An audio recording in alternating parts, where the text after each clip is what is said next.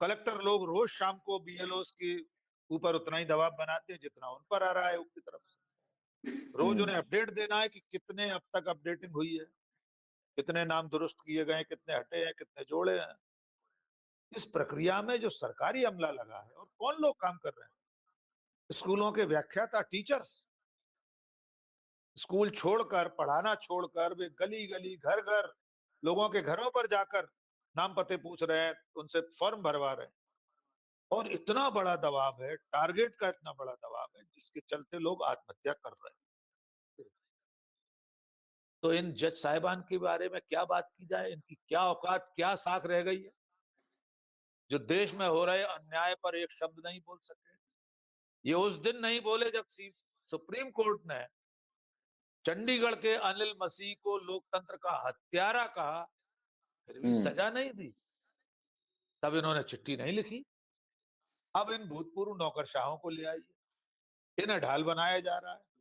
ये राहुल गांधी से कह रहे हैं कि आप देश को बदनाम कर रहे हैं, संवैधानिक संस्था का अपमान कर रहे हैं। और ये कौन लोग हैं, इनका कच्चा चिट्ठा तो खुल गया है, हमने भी खोल दिया। जी। कांग्रेस के नेताओं ने, सुप्रिया श्रीनेत ने तो पूरी रील बना डाली, रेल बना डाली इन लोगों में। कौन है ये लोग? इनमें से किसी ने आज तक कभी पिछले 10 सालों में जितनी गड़बड़ियां हुई हैं, अनियमितताएं हुई हैं, कभी कोई सवाल पूछा सरकार से, कोई प्रश्न किया, चिट्ठी लिखी? मणिपुर 2 साल जलता रहा, इनमें से कितने सेना अधिकारी और आईपीएस थे जिन्होंने सरकार को चिट्ठी लिखकर ये चिंता जताई हो कि मणिपुर जल रहा है, महिलाओं की नग्न परेड निकाली जा रही? किसी ने लिखी चिट्ठी? असम की सीमा तो एन बिल्कुल बांग्लादेश पर है, सीमावर्ती राज्य है ये, सबसे ज्यादा घुसपैठ वहीं होती है। वहां तो रोहिंग्या मतदाता बन गए लाखों की संख्या। वहां आप एसआईआर क्यों नहीं करते? उसमें हिंदू मुसलमान दोनों है, असम में जो बने हैं। वहां तो डिटेंशन कैंप बना रखे थे घुसपैठियों को यातना देने के लिए, यातना केंद्र थे। वहां एसआईआर क्यों नहीं हो रहा, इसका कोई जवाब नहीं देता। आधार कार्ड को मान्यता आप देने को तैयार नहीं है, जिस आधार कार्ड को ये सरकार सब जगह अनिवार्य किए हुए, हर जगह आधार कार्ड चाहिए आप, उसे मानने के लिए तैयार नहीं थे। वो तो सुप्रीम कोर्ट का भला हो, उसने उसको मान्यता दिला दी। और ये पहली बार नहीं है। महाराष्ट्र के विधानसभा चुनाव में तो 76 लाख वोट, 69 लाख वोट बढ़ गए, या शायद 76 लाख। ये वोट कहां से आ जाते हैं? कौन सा तिलिस्म है? ये खुलजा सिमसिम क्या है अली बाबा 40 चोर का? कहां से आते हैं ये वोट? और असल में भी ये कहना चाहते हैं कि ये जनतंत्र की हत्या है, ये लोकतंत्र की हत्या है। क्योंकि अगर आप किसी सरकारी प्रक्रिया से लाखों लोगों को वोट देने के अधिकार से वंचित कर देते हैं, तो ये रक्तहीन नरसंहार ही कहलाएगा। और वे प्रमाण के साथ बात करते हैं। आप उनका थ्रेड देख लीजिए, एक्स पर उन्होंने ट्विटर पर 12 पोस्ट की है, 12 पोस्ट का थ्रेड है उनका। साथियों नमस्कार। एसआईआर की प्रक्रिया अब 12 राज्यों में होने जा रही है। कुछ राज्यों में शुरू हो चुकी है, कुछ राज्यों में शुरू होनी अभी बाकी है। लेकिन सवाल लगातार एसआईआर पर उठाए जा रहे हैं। कुछ जरूरी लोगों के द्वारा उठाए जा रहे हैं, जो सरकार में शामिल हैं, उनके ही परिवार में विरोध के स्वर उठ रहे हैं। खैर, निजी जीवन है, उधर जाने की हमें जरूरत है नहीं, लेकिन एसआईआर से जुड़ी हुई कुछ आत्महत्याएं भी सामने आई हैं। एसआईआर और तमाम वोट चोरी के आरोपों से जुड़े हुए कुछ चिट्ठियां भी सामने आई हैं। 272 लोग सामने आए हैं जो कि कह रहे हैं कि देश की बदनामी की जा रही है। इन तमाम विषयों पर बात करने के लिए हमारे साथ मौजूद हैं सीनियर जर्नलिस्ट डॉक्टर राकेश पाठक। बहुत बहुत स्वागत है सर आपका हमारे इस खास कार्यक्रम में। थैंक यू धर्म। सर, पहले तो मैं वहीं से शुरू करूंगा। एसआईआर पर जो सवाल उठ रहे हैं कि एसआईआर वोट मास डिलीशन का प्रोसीजर है, मास एडिशन का नहीं है। प्रकला प्रभाकर हैं, सीनियर इकोनॉमिस्ट हैं और मतलब जाने माने व्यक्ति हैं, और हमारी वित्त मंत्री जी के हस्बैंड भी हैं। उन्होंने एक लंबा ट्वीट लिखा और लगातार वे सवाल कर रहे हैं कि किस तरीके से ये एक नॉन ब्लडी जेनोसाइड है। इस टर्म के बारे में आप क्या सोचते हैं कि एसआईआर जेनोसाइड? देखिए, बड़ा गंभीर जुमला इस्तेमाल किया है प्रकला प्रभाकर जी ने। लंदन स्कूल ऑफ इकोनॉमिक्स से पढ़े हैं। देश के ही नहीं, दुनिया के प्रतिष्ठित अर्थशास्त्रियों में गिने जाते हैं। तो ऐसा भी नहीं है कि चीजों को समझते नहीं। ये अलग बात है कि वे निर्मला सीतारमन के पति हैं, वे अलग धारा में चलती हैं राजनीति की, और हमारे देश में कई राजनीतिक परिवार ऐसे रहे, उसमें कोई आपत्ति नहीं होना चाहिए। लेकिन वे जो कह रहे हैं, जिस शब्द का इस्तेमाल कर रहे हैं, वो बहुत गंभीर है। उन्होंने इसे रक्तहीन जनसंहार कहा है, ब्लडलेस जेनोसाइड। बिना खून का एक कतरा निकले लोगों को मार देना, नरसंहार करना, सामूहिक रूप से लोगों की हत्या कर देना। और असल में वे ये कहना चाहते हैं कि ये जनतंत्र की हत्या है, ये लोकतंत्र की हत्या है। क्योंकि अगर आप किसी सरकारी प्रक्रिया से लाखों लोगों को वोट देने के अधिकार से वंचित कर देते हैं, तो ये रक्तहीन नरसंहार ही कहलाएगा। और वे प्रमाण के साथ बात करते हैं। आप उनका थ्रेड देख लीजिए। एक्स पर उन्होंने ट्विटर पर 12 पोस्ट की है, 12 पोस्ट का थ्रेड है उनका। वे उस दिन से शुरू कर रहे हैं, और मैं बड़ी विनम्रता से कहना चाहता हूं कि जिस दिन वोटों की गिनती हुई थी, मैं उन शुरुआती लोगों में से था जिनने इस बात को रखा था कि कुल कितने वोट पड़े, कुल कितने गिने गए, और वो 66.91% कैसे हुए। अगर जितने वोट पड़े उससे ज्यादा गिने गए तो वो तो 100% से ज्यादा हो गए। वहां से परकला प्रभाकर जी ने शुरू किया है। एक एक आंकड़ा उन्होंने दिया, क्रमशः उन्होंने बताया है कि कैसे कैसे वोटों में गड़बड़ी हुई है। और ये पहली बार नहीं है। महाराष्ट्र के विधानसभा चुनाव में तो 76 लाख वोट, 69 लाख वोट बढ़ गए, या शायद 76 लाख। ये वोट कहां से आ जाते हैं? कौन सा तिलिस्म है? ये खुलजा सिमसिम क्या है अली बाबा 40 चोर का? कहां से आते हैं ये वोट? क्यों गिन लिए जाते हैं? इसके अलावा उन्होंने कई और आंकड़े भी दिए, जैसे कई प्रत्याशियों के जो वोट का अंतर है वो एक सा है, बराबर है। ये कैसा हो सकता है? 1,44,470, 1,44,471 या 407, इस तरह के संयोग सिर्फ भारतीय जनता पार्टी के साथ क्यों होते हैं? मैं उनसे भी अलग हटके ये सवाल पूछ रहा हूं। चलिए, कुछ भी संयोग हो सकता है, 2 लोगों के वोट भी एक से हो सकते हैं, लेकिन वो आंकड़ा कभी दूसरी पार्टियों के साथ एक सा क्यों नहीं मिलता हमें? हम्म। कांग्रेस के प्रत्याशियों को भी दिखा दें कि किन्हीं 2 के जो जीते हैं उनके वोट एक से हैं। या जो लोग अपनी उंगली का निशान दिखाकर वोट डालने का सोशल मीडिया पर भौकाल मचाए थे, उनमें से सिर्फ भारतीय जनता पार्टी के नेता और कार्यकर्ता क्यों ऐसे मिले जो 3-3 राज्यों में वोट डाल चुके थे? दिल्ली में डाल दिया, फिर उत्तर प्रदेश में वोट डाल आए, फिर कर्नाटक में डाल चुके, या महाराष्ट्र में डाल चुके, और बिहार में भी डाल। ऐसी 4 तस्वीरें कांग्रेस या राजद या दूसरी किसी पार्टी के नेता की क्यों नहीं मिली? ये सारे संयोग बीजेपी के साथ कैसे हो? अब उस पर भी दूसरे राज्यों में उसी तरह से ये रक्तहीन नरसंहार करने की कोशिश चल रही है। 12 राज्यों में होना है एसआईआर। और क्या कह रहा है चुनाव आयोग? 2002, 2003 में आप कहां थे? कहां से खोज हम्म। कर लाए? कौन कहां से खोज कर ला सकता है? करोड़ों लोगों पर कहां कौन सी ऐसी सुविधा है इस डिजिटल एज में भी कि वो इंटरनेट पे से ढूंढ कर ला सके? बड़े बड़े पढ़े लिखे लोग नहीं ढूंढ पा रहे हैं कि 2003 में उनका मतदाता सूची में कहा नाम था। बहुत सारे लोग होते हैं, ट्रांसफरेबल जॉब है, सरकारी कर्मचारी है, अधिकारी हैं, पत्रकार हैं, एक शहर से दूसरे शहर चले गए दूसरे अखबार में। बहुत सारे ऐसे कामकाजी लोग हैं, मजदूर हैं, मेहनत कश लोग हैं, अलग अलग जगह जाके वोट डालते हैं। कहां से 2003 का आंकड़ा लेकर दस्तावेज लेकर आएगा? माता पिता के जन्म प्रमाण पत्र आप मांग रहे हैं। और नागरिकता को साबित करने के लिए चुनाव आयोग के पास कोई अधिकार नहीं है कि किसी व्यक्ति की नागरिकता का प्रूफ उससे मांगे। ये गृह नहीं, मंत्रालय का चुनाव आयोग, सर चुनाव आयोग तो लगातार कह रहा है कि ये नागरिकता प्रूव करने की एक्सरसाइज है ही नहीं। हम तो केवल जो वोटर लिस्ट है उसको शुद्ध करने की बात कर रहे हैं, और वो तो उनके अधिकार क्षेत्र में आता ही है कि वोटर लिस्ट को तो शुद्ध वो कभी भी कर सकते हैं। बिल्कुल कर सकते हैं। हमें उस पर बिल्कुल ऐतराज नहीं है। वोटर लिस्टों का शुद्धिकरण हो, जो लोग दुनिया में अब नहीं है उनके नाम हटें, नए मतदाता जो बालिग हो गए 18 साल के उनके नाम शामिल हो। लेकिन कैसे?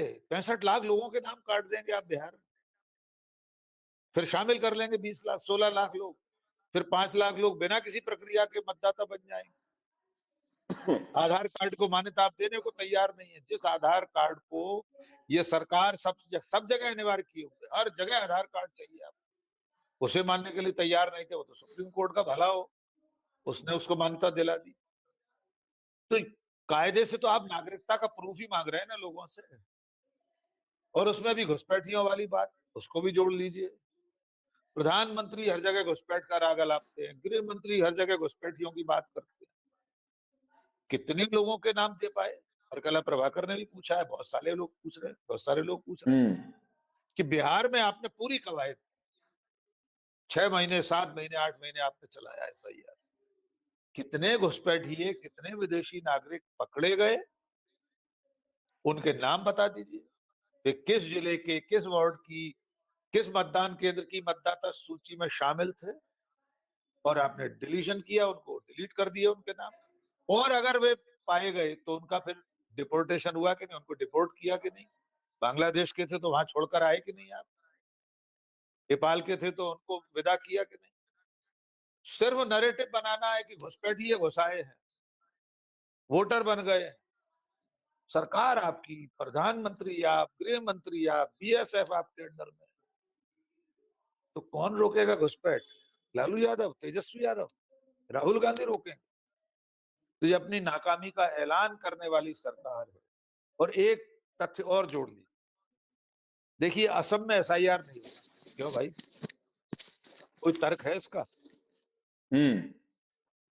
भाई बिहार में आपने SIR किया, बिहार की सीमा तो सिर्फ नेपाल से जुड़ती है, हकीकत तो हमारे देश के अपने अंदरूनी राज्य हैं, उत्तर प्रदेश, झारखंड।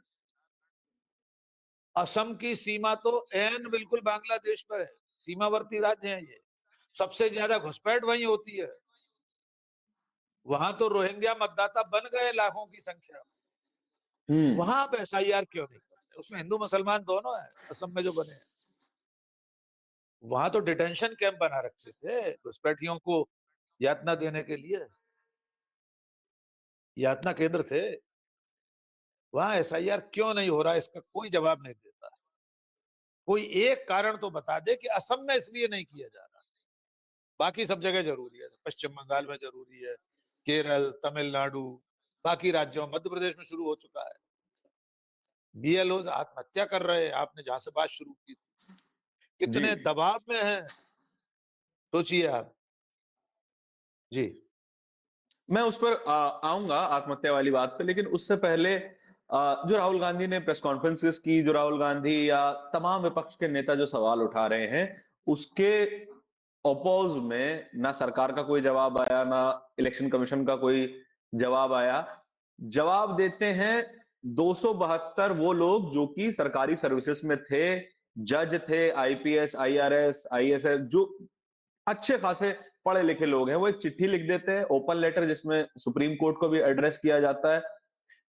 आप इस प्रोसीजर को कैसे देख रहे हैं? और इसी के पैरेलल में कांग्रेस पार्टी ऐसा वोट चोरी के समर्थन में, SIR के विरोध में लगभग 26 लाख सिग्नेचर्स इकट्ठा कर लेती है। 26 लाख ऐसे नागरिक जो कि SIR को और वोट चोरी को गलत मानते हैं। देखिए पहले बात चिट्ठी की कर लेते हैं। जी, आपने यद्यपि ये गलत कहा है कि सरकार नहीं बोली थी, सरकार तो चुनाव आयोग को बचाने के लिए पूरी तरह से कूद पड़ती थी। जैसे ही राहुल हाँ, गांधी अनुराग प्रेस ठाकुर की कॉन्फ्रेंस एक प्रेस करते, कॉन्फ्रेंस। अनुराग ठाकुर, रविशंकर प्रसाद, बीजेपी के सांसद, वे भी तो सरकार का हिस्सा है एक तरह से, जी जी जी। सत्ताधारी पार्टी के सांसद, प्रवक्ता, मंत्री, सब राहुल गांधी को गरियाने के लिए आ जाते। तो चुनाव आयोग को बचाने के लिए सरकार क्यों आ रही थी? चुनाव आयोग जवाब दे, वो तो स्वायत्त शासी निकाय है, एक क्वासी जुडिशियल अथॉरिटी है, अर्ध न्यायिक संस्था है चुनाव आयोग। उसे बचाने के लिए बीजेपी और सरकार क्यों आ रही? आयोग साबित करे कि जो आरोप लगाए जा रहे हैं गलत है, वो देगा जवाब। उसे किसी ने रोका जवाब देने से? शुरू में तो मिसलीडिंग का ठप्पा लगाकर बयान जारी कर ही देता था आयोग, बाद में वो मिसलीडिंग भी नहीं कह पा रहे थे, क्योंकि राहुल गांधी तो दस्तावेज दिखा रहे हैं कि ब्राजील की मॉडल की तस्वीर लगी है 10 जगह 20 जगह, इसका क्या खंडन करें? क्या मिसलीडिंग था इसमें? फोटो लगी थी ना, हम जानते हैं वो वोट देने नहीं आई थी वो मोहतरमा, उसके नाम पर उसकी जगह किसी और ने वोट दिए, वोट दिए गए उसके नाम के। इन बातों के जवाब देने की बजाय चुनाव आयोग और उसका संरक्षण करने वाली सरकार अब इन भूतपूर्व नौकरशाहों को ले आई है, इन्हें ढाल बनाया जा रहा है। ये राहुल गांधी से कह रहे हैं कि आप देश को बदनाम कर रहे हैं, संवैधानिक संस्था का अपमान कर रहे हैं। और ये कौन लोग हैं, इनका कच्चा चिट्ठा तो खुल गया है, हमने भी खोल दिया। जी कांग्रेस कांग्रेस के नेताओं ने, सुप्रिया श्रीनेत ने तो पूरी रील बना डाली, रेल बना डाली इन लोगों। कौन है ये लोग? इनमें से किसी ने आज तक कभी पिछले 10 सालों में जितनी गड़बड़ियां हुई हैं, अनियमितताएं हुई हैं, कभी कोई सवाल पूछा सरकार से? कोई प्रश्न किया, चिट्ठी लिखी? मणिपुर 2 साल जलता रहा, इनमें से कितने सेना अधिकारी और आईपीएस थे जिन्होंने सरकार को चिट्ठी लिखकर ये चिंता जताई हो कि मणिपुर जल रहा है, महिलाओं की नग्न परेड निकाली जा रही? किसी ने लिखी चिट्ठी? पहलगाम तक आतंकवादी घुसाए, देश की राजधानी तक आतंकवादी हमला करके बेकसूरों को मार गए, इनमें से कितने आईपीएस ऑफिसर हैं जिन्होंने गृह मंत्री या प्रधानमंत्री को चिट्ठी लिखी? ये इंटेलिजेंस फेलियर है, सरकार क्या कर रही है? कितने राजदूत हैं जिन्होंने सरकार से चिट्ठी लिखकर पूछा कि ऑपरेशन सिंदूर के बाद दुनिया का एक भी देश, 3 देश हमारे साथ नहीं खड़े? ये तो राजनयिक हैं, राजदूत रहे हैं सारे लोग। हरदीप पुरी की धर्मपत्नी 28 साल राजदूत रही हैं, 15 साल जी यूएन में रही हैं। उन्होंने सरकार से नहीं पूछा कि हमारी विदेश नीति कहां खड़ी है? डोनाल्ड ट्रंप सीज फायर का दावा 62 बार कर चुके हैं, इन एक भी आईएफएस ने नहीं पूछा कि हुजूर इसका जवाब क्यों नहीं देते? प्रधानमंत्री खंडन क्यों नहीं करते डोनाल्ड ट्रंप के आरोपों का? यूएस की सीनेट में, कांग्रेस में, वहां के कमीशन ने रिपोर्ट पेश करके ये लिख दिया, ये दावा कर दिया कि ऑपरेशन सिंदूर में भारत की हार हुई है। इनमें से कितने राइट आईएएस, आईपीएस, आईएफएस, पूर्व सेना अधिकारियों ने सरकार को चिट्ठी लिखी कि अमेरिका की संसद में रखी गए इस दस्तावेज, इस रिपोर्ट का खंडन करे सरकार। सरकार अमेरिका से कहे कि इस तरह की रिपोर्ट फर्जी है, जीत तो हमारी हुई है, हम विजयी हुए थे ऑपरेशन सिंदूर में, हमने पाकिस्तान के दांत खट्टे किए थे, उसको घुटनों पर ला दिया। हम आज भी मानते हैं उस 4 दिन के ऑपरेशन में हमारी जीत हुई, हमारे सेनाओं के पराक्रम की वजह से पाकिस्तान घुटनों पर आ गया। लेकिन रिपोर्ट तो हमारे खिलाफ पेश हो रही है यूएस की सीनेट में। ये चिट्ठी लिखने वाले किस बिल में घुसे थे, कहाँ छुपे हुए थे, और कैसे कैसे महापुरुष है उसमें? वो भी धारण भाई आप देख चुके हैं, एक योगेश गुप्ता जी हैं, जी कितने देशों उच्चायुक्त में रहे राजदूत और उच्चायुक्त रहे हैं। पाकिस्तान में उच्चायुक्त, डेनमार्क, अमेरिका, इटली, इसमें राजदूत रहे हैं। और क्या कर रहे हैं रिटायर होने के बाद? लड़कियों की तस्वीरों पर अश्लील द्व्यर्थी कमेंट। दिन भर ऐसा लगता था कि बैठे बैठे हुए एक्स पर जी सिर्फ ये ढूंढते रहते हैं कि कौन सी जरा खुली खुली सी तस्वीरें युवतियों की, लड़कियों की मिले और उस पर अपनी भावनाएं प्रकट करें। बाकी के समय में नरेंद्र लेकिन मोदी के कसीदे। लेकिन राकेश सर, लेकिन जैसे कोई भी व्यक्ति किस तरह का कमेंट करता है, लेकिन उस व्यक्ति का राहुल गांधी पे सवाल उठाना कोई गलत बात तो नहीं है कि राहुल गांधी का भी आजादी है कि वो सवाल कर सकते हैं चुनाव आयोग से, उनका बिल्कुल। चुनाव आयोग है। तो इन लोगों की भी तो कुछ क्रेडिबिलिटी बची ही होगी। अगर इतना समय विदेशों में बिताया है, यूपीएससी का एग्जाम क्लियर किया है, टॉपर रहे हैं, पढ़ाई लिखाई में अच्छे लोग थे, तो इन लोगों की क्रेडिबिलिटी इतनी तो है कि राहुल गांधी से सवाल पूछ सकते हैं या फिर इल्जाम भी लगा सकते हैं। नहीं, बिल्कुल मैं आपकी बात से सहमत हूं। मैं शुरू से कहता आ रहा हूं, इन अधिकारियों का राहुल गांधी को चिट्ठी लिखना कतई गलत नहीं है। कोई भी व्यक्ति लिख सकता है, असहमत हो सकता है राहुल गांधी से, हमें जी कोई ऐतराज नहीं है।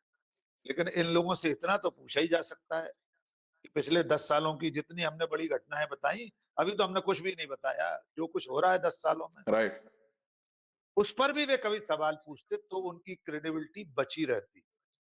हम्म। उन्होंने अपनी विश्वसनीयता, अपनी साख इसलिए खो दी कि राहुल गांधी के वाजिब सवालों पर वे राहुल गांधी के खिलाफ चिट्ठी लिख रहे हैं, लेकिन सत्ता में बैठी सरकार जो जिम्मेदार है देश के हालात के लिए, उससे सवाल नहीं पूछ रहे।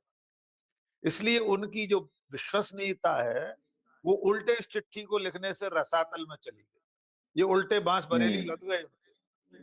जो थोड़ी बहुत साख बची भी थी इनमें से कुछ अधिकारियों की रही होगी, विक्रम सिंह जैसे लोग, अच्छी खासी साख थी उनकी। जी।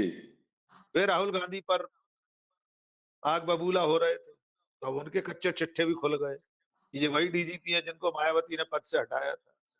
और हम तो पूछ रहे हैं ना, आप आईपीएस ऑफिसर हैं, एक राज्य के डीजीपी रहे हैं। जब आपके राज्य में एक थानेदार सुबोध सिंह की हत्या हुई थी, तब आपने चिट्ठी लिखी थी विक्रम सिंह जी?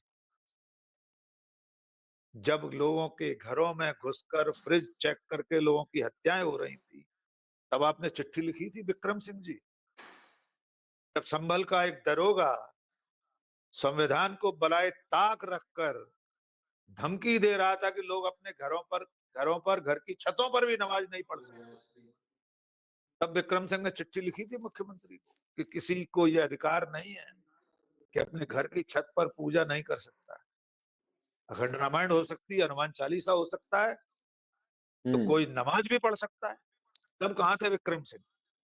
तो इन लोगों की जो विश्वसनीयता है, जो साख है, वो इस चिट्ठी के लिखने की वजह से खत्म हो गई। मैं फिर दोहरा दूं, सबको अधिकार है, हमें भी अधिकार है हम राहुल गांधी सवाल कर सकें, उनकी आलोचना कर सकें, लेकिन राहुल गांधी सरकार नहीं है, राहुल गांधी प्रधानमंत्री नहीं है, राहुल गांधी मुख्य चुनाव आयुक्त नहीं है, राहुल गांधी गृह मंत्री नहीं है। तो जिनके पास डिलीवरी का अधिकार है, जिनके पास कर्तव्य निभाने का अवसर है, वे तो सरकार में बैठे। जिनके पास राइट। जिम्मेदारी है उनसे सवाल पूछा जाएगा ना। राहुल गांधी तो घुसपैठ नहीं रोक सकते। ये आईएएस आईपीएस एक बार चिट्ठी लिखते प्रधानमंत्री को, सर इतनी घुसपैठ कैसे हो गई, आप तो 1 साल से भाषण दे रहे हैं हर जगह, तो आप क्या कर रहे हैं, रोकिए घुसपैठ। राहुल गांधी के अंडर में बीएसएफ नहीं है ना, बीएसएफ तो अमित शाह के अंडर में है। तो जो 133 आईएएस आईएफएस, 123 और 133 सेना अधिकारी, वे तो बॉर्डर पर रहे हैं तैनात, इनमें से बहुत सारे लोग। जी। इन्होंने चिट्ठी क्यों नहीं लिखी? और जज साहिबान, उनके बारे में भी छूटी जा रही बात, उन्हें भी पूरा कर लेते हैं। ये जज साहिबान तब कहां थे जब बीजेपी के एक सांसद निशिकांत दुबे ने कहा था कि देश में चल रहे गृह युद्ध के लिए चीफ जस्टिस ऑफ इंडिया जिम्मेदार है। तब इन जज साहिबान ने चिट्ठी नहीं लिखी प्रधानमंत्री को कि अपने सांसद को रोकिए, ये न्यायपालिका का अपमान कर रहा है। इन जज साहिबान में से किसी ने चीफ जस्टिस पर फेंके गए जूते का दृश्य नहीं देखा, तब चिट्ठी नहीं लिखी इन्होंने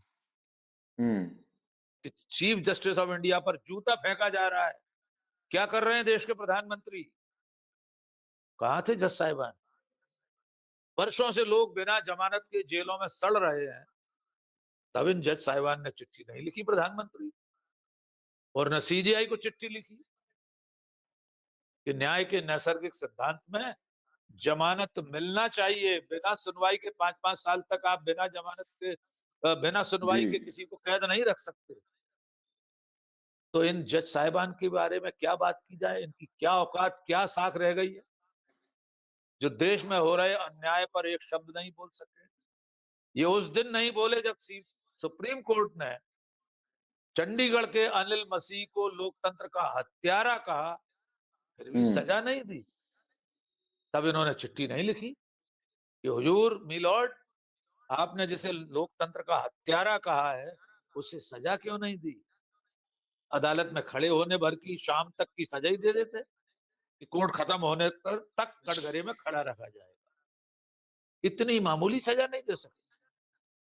कंटेम्प्ट ऑफ कोर्ट में आपने निशिकांत दुबे को कोई सजा नहीं दी जो सीजीआई को सिविल वॉर का जिम्मेदार ठहरा रहा है। तब इन लोगों ने चिट्ठी नहीं ली। इसलिए मेरे लिए इनकी चिट्ठी भारतीय जनता पार्टी के पन्ना प्रमुखों की चिट्ठी से ज्यादा हैसियत नहीं रखती। इनकी औकात नहीं है, इनकी हैसियत नहीं है कि ये भारतीय जनता पार्टी के पन्ना प्रमुख से ज्यादा विश्वसनीयता इस समाज में अब रख पाए। जी। सर आखिरी सेगमेंट की तरफ चलेंगे और इसको संक्षेप में खत्म करने की जरूरत होगी। बात इस पे ये है कि एसआईआर में अलग-अलग राज्यों से, केरला से, तमिलनाडु से, राजस्थान से, मध्य प्रदेश से खबरें आ रही हैं कि जो बीएलओज हैं, जिनको चुनाव आयोग ने नियुक्त किया था एसआईआर की प्रक्रिया को करने के लिए, उनके आत्महत्या की, उनकी हत्या की खबरें निकल के आ रही हैं। कहा जा रहा है कि इतना हत्या अ, हत्या नहीं आत्महत्या, हत्या नहीं आत्महत्या। माफी चाहूंगा कि आत्महत्या की खबरें आ रही हैं। एक ने आत्महत्या की कोशिश की और उनको रोक दिया गया।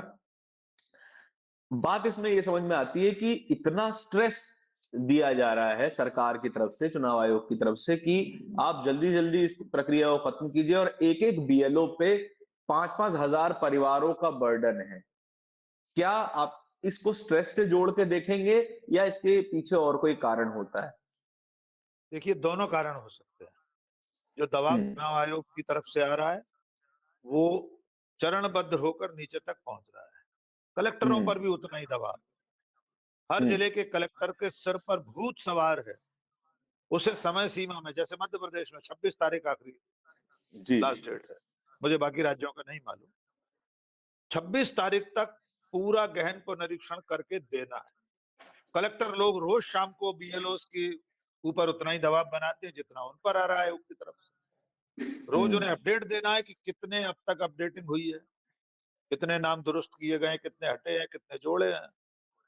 इस प्रक्रिया में जो सरकारी अमला लगा है, और कौन लोग काम कर रहे हैं? स्कूलों के व्याख्याता, टीचर्स, स्कूल छोड़कर, पढ़ाना छोड़कर वे गली गली, घर घर, लोगों के घरों पर जाकर नाम पते पूछ रहे हैं, उनसे फॉर्म भरवा रहे हैं। और इतना बड़ा दबाव है, टारगेट का इतना बड़ा दबाव है, जिसके चलते लोग आत्महत्या कर रहे हैं। अपवाद स्वरूप ये हो सकता है कि किसी एक आदमी ने आत्महत्या अपने व्यक्तिगत किसी और कारण से की, पारिवारिक कारण हो सकता है, कोई आर्थिक संकट हो सकता है, कोई और मानसिक तनाव हो सकता है। लेकिन अगर ऐसी आत्महत्याएं बढ़ रही हैं, तो ये लोकतंत्र के लिए अच्छी निशानी नहीं। कोई भी सरकारी प्रक्रिया, कोई भी हम्म। फॉर्मेलिटी इस तरह तो नहीं की जानी चाहिए कि बेकसूर लोग अपनी जान गंवा दें, आत्महत्या कर लें। एक तो समय इसमें पर्याप्त दिया जाना चाहिए, समय सीमा बढ़ाई जानी चाहिए। मध्य प्रदेश में तो अभी चुनाव भी नहीं है। 3 साल है मध्य प्रदेश में चुनाव को, अभी तो नवंबर में हम्म। 2 साल होंगे इस चुनाव को हुए मध्य प्रदेश हम्म। विधानसभा के। कौन सा आसमान टूट पड़ रहा है कि आपको 26 नवंबर तक ही अपडेट कराना है सब कुछ? तो मैं इसको इस रूप में लेता हूं कि ये बहुत बड़े सामाजिक संकट की ओर बढ़ाने वाली प्रक्रिया है। चुनाव आयोग को, सरकार को, प्रशासन को, इस पूरी प्रक्रिया में लगे लोगों को इस बात पर सोचना चाहिए कि ये स्मूथली चले।